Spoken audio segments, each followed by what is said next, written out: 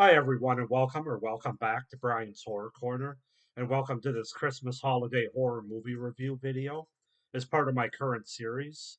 So today we're going to take a look at the first movie that I have physical media of, that I just added to my collection. And this is a movie that I've heard about for several years now, and I've never seen a minute of it until now for this review. And that movie is ATM from 2012 here that I have on DVD.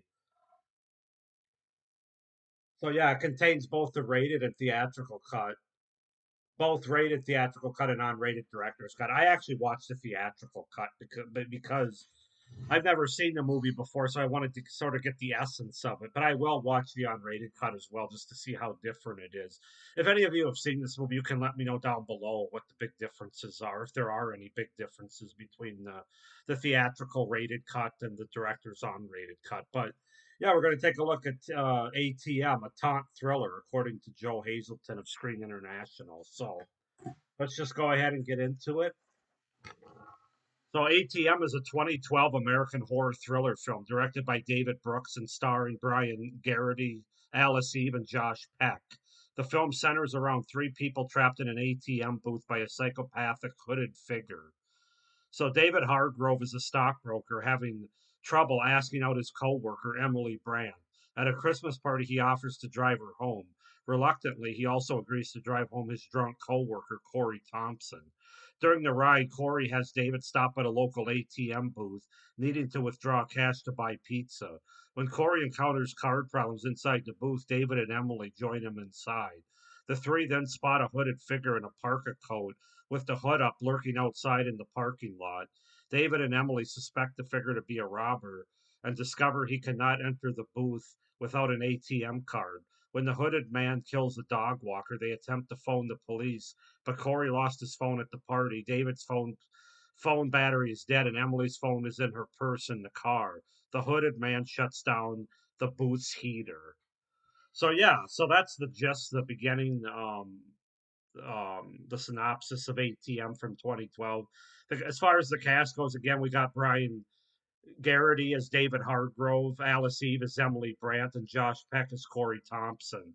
So that's to set up the premise and the cast for the 2012 holiday horror film ATM.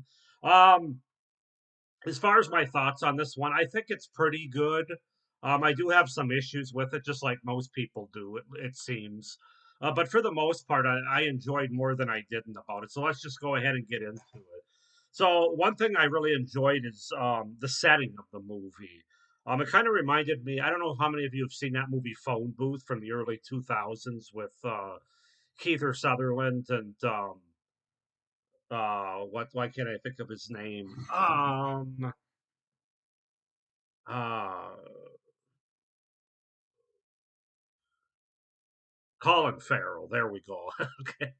Um, but it kind of reminds me of that, just in the sense that somebody's basically being held captive in this small enclosure. In that case, it was one person in a phone booth that basically somebody from a window, like an office building, had a gun on them. In this case, it's three people in this ATM booth. And somebody's basically standing watch that they don't none of them leave. So there were some similarities there. Also, like the gas station segment from Body Bags came to mind. But I really enjoy these kind of settings in horror movies. The isolation, that this enclosed ATM booth kind of it's away from anything or anybody. I think that really makes for a good horror thriller concept, and I think it does here in this movie. The movie has pretty good Christmas holiday decoration and atmosphere, with some Christmas lights and decorations surrounding the ATM booth outdoors. I'm not going to say it's the most Christmas festive horror movie, but it does have some to let you know that it takes place at Christmas time. Also, the fact that these three are on their way back from a company Christmas party as well. Um, so it does make for a good holiday horror watch, in my opinion, from that standpoint. I thought they did a really good job making the viewer feel what the characters were experiencing in this movie. That's not always an easy thing to do, but especially as it relates to the brutal cold that they were obviously experiencing outside.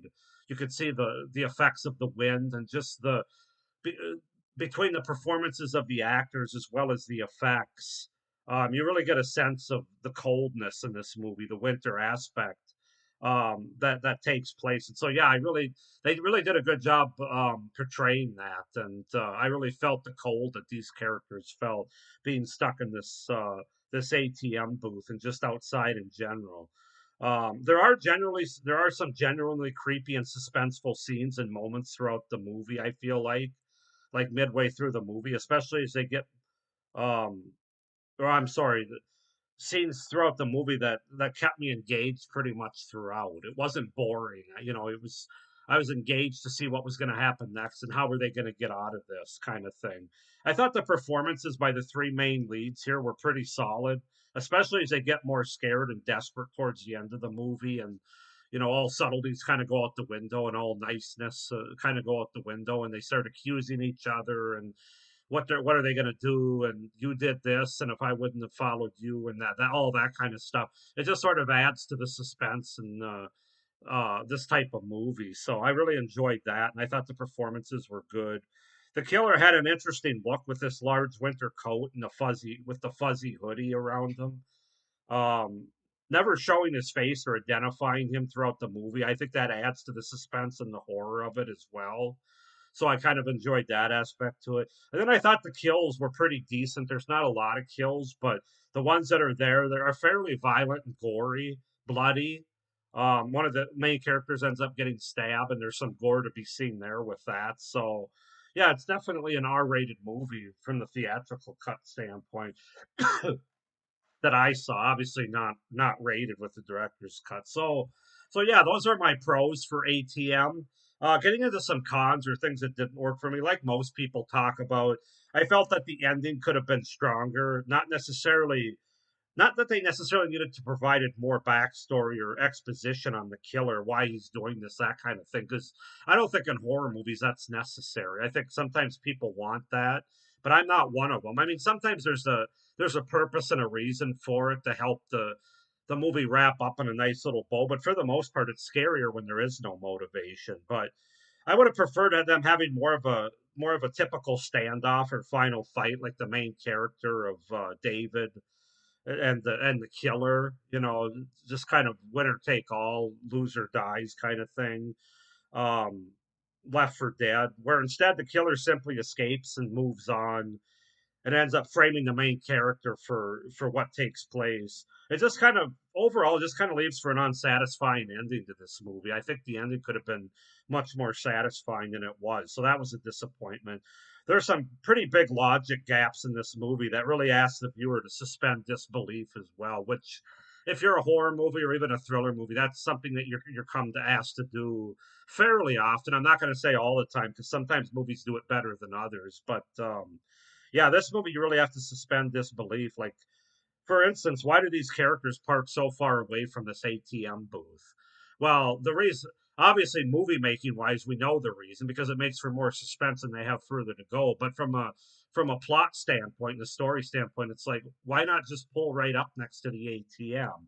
Same with the security guard that comes later on in the movie. He parks about as far away from the ATM booth as you can.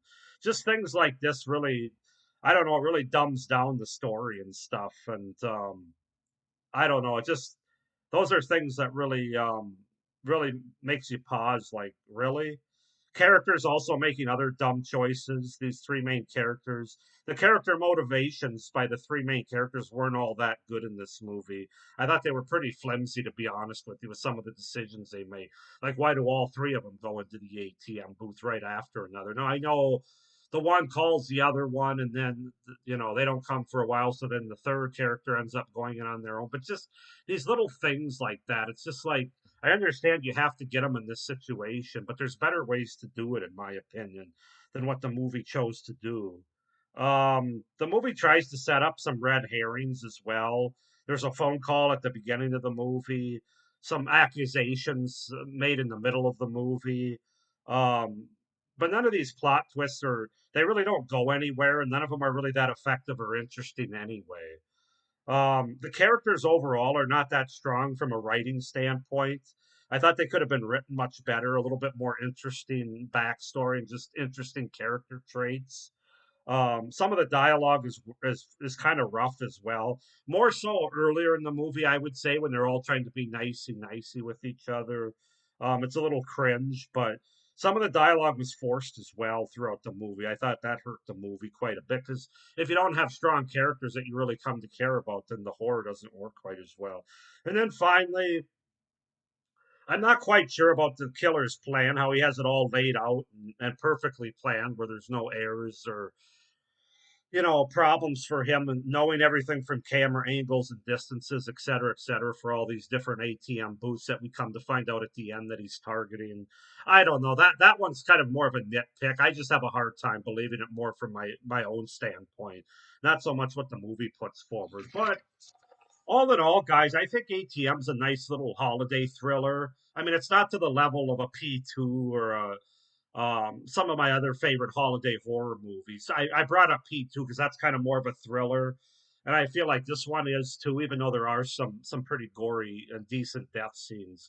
Um, I'm going to give this a 7 out of 10. It's not horrible, but I do see the problem that some people have with the movie and why it's not higher than a 7 out of 10 for me. A lot of it is those logic gaps and the ending of the movie. I think if they could have stuck the landing a little bit better, I think this movie probably would have been 8, 8.5 even, because I do think there's some pretty decent tension here and some interesting kills and gore. And I do like the look of the killer and the fact that he's never identified or seen. So 7 out of 10 for ATM from 2012.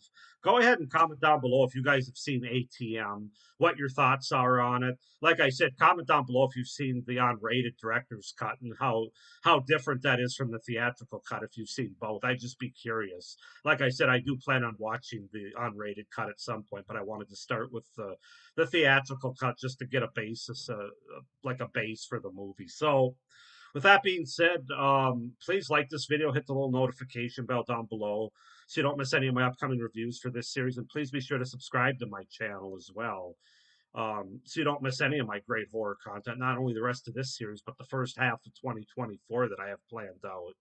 So I hope you enjoyed this review. Thank you for watching. I hope you're enjoying this holiday. Excuse me, almost got through the video without coughing. But I hope you're enjoying this holiday review horror review series overall. Hope everybody's having a good holiday season so far. We're only a couple weeks away, basically, from Christmas. And of course, as normal, stay scared. Bye.